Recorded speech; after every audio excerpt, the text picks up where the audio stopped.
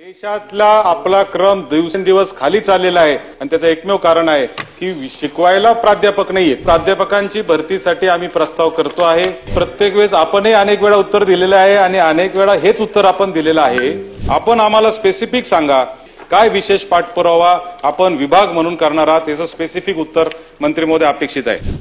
प्रामुख्याने 2001 ला आपण या महाराष्ट्रामध्ये कुठल्याही सीनियर कॉलेजला अनुदान द्यायचं नाही असा निर्णय करण्यापूर्वीची सगळी कॉलेजेस अनुदानावर आणताना त्या कॉलेजमधून काही कागदपत्र वेळेत पूर्ण न करण्यामुळे 78 कॉलेज राहिली, ती 25 वर्ष राहिली।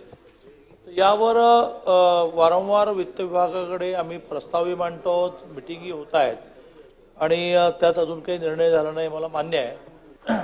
दुसरा मुद्दा जो आहे, जो मूळ आहे की प्राध्यापकांच्या भरतीचा, तर मी सन्माननीय सदस्य तांबेंशी असहमत आहे। कारण जवळजवळ 20 वर्ष प्राध्यापकांची भरती तांबेजी झाली नव्हती, तर ती 2019 ला ऑगस्टमध्ये आपण परवानगी मिळवली आणि ती परवानगी मिळवल्यानंतर मध्येच सरकारी बदललं, कोविडची साथ आली, पण नवीन सरकार आल्या 3580 जागांना परवानगी जी मिळाली होती त्यातल्या 2964 जागा भरण्यामध्ये आपण यशस्वी झालो। राहिल्या कुठल्या तर 659 ज्या विद्यापीठ कॅम्पसमधल्या अभिजित आहेत आणि त्याच्यात अतिशय समर्पक उत्तर माननीय राज्यमंत्र्यांनी दिलं आहे की यावर राज्यपालांनी 6 महिन्यापूर्वी अचानक स्थगिती आणली होती, हे म्हणून की विद्यापीठातल्या प्राध्यापकांच्या भरत्या किमान MPSC थ्रू करा। 6 महिने यावर गेले आणि शेवटी युनिव्हर्सिटी ग्रँट कमिशनने पत्रक दिलं की विद्यापीठाच्या प्राध्यापकांच्या भरत्या या विद्यापीठानेच भरल्या पाहिजे। यावर राज्यपालांनी आता बंदी उठवली। आम्ही त्यांना मधल्या काळात हेही म्हणत राहिलो की बा ठीक आहे, तुमचा आग्रह MPSC आहे ना, किंवा एखादं बोर्ड करा, विद्यापीठातले प्राध्यापक थोडं मेरिटवर करा, तर आपण भविष्यात त्याचा विचार करून त्याला वेळ लागेल स्केलेटन निर्माण करायला। स्वाभाविकपणे त्यांचा हा शिक्षणातला दर्जा सुधारण्याविषयी आग्रह होता, पण तो आग्रह त्यांनी मागे घेतला गेल्या आठवड्यात। आता या विद्यापीठातल्या 659 जागा भरण्याचा मार्ग मोकळा झाला।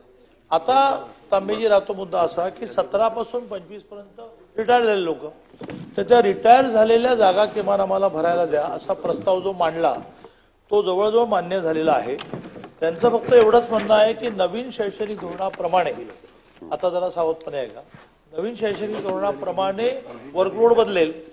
ऐका ना, मी 40 वर्ष शिक्षण क्षेत्रात आहे, तर मी काय उत्तर दिलंय ते सांगतो। आता आम्हाला 17 ते 25 मध्ये नवीन पैसे देऊच नका ना, रिटायर झालेल्या जागा द्या, त्या सुद्धा 4435 आहे, ज्या भरल्या ते सुद्धा आपलं खूप काम होईल। आणि जवळजवळ ह्याला मान्यता मिळाली।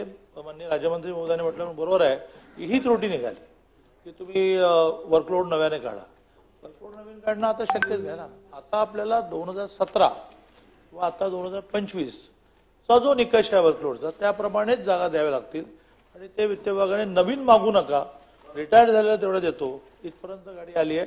मला खात्री अशी आहे की लवकरात लवकर म्हणताना अगदी महिन्याभरामध्ये 15 दिवसामध्ये एकदा त्यांनी याला ओके म्हटलं की तुम्ही रिटायर झालेल्या जागा भरा, तरी 4435 भरता येतील विद्यापीठ कॅम्पस मधल्या। आता उद्यापासून त्याला जाहिराती सुरू झाल्या 659 भरता।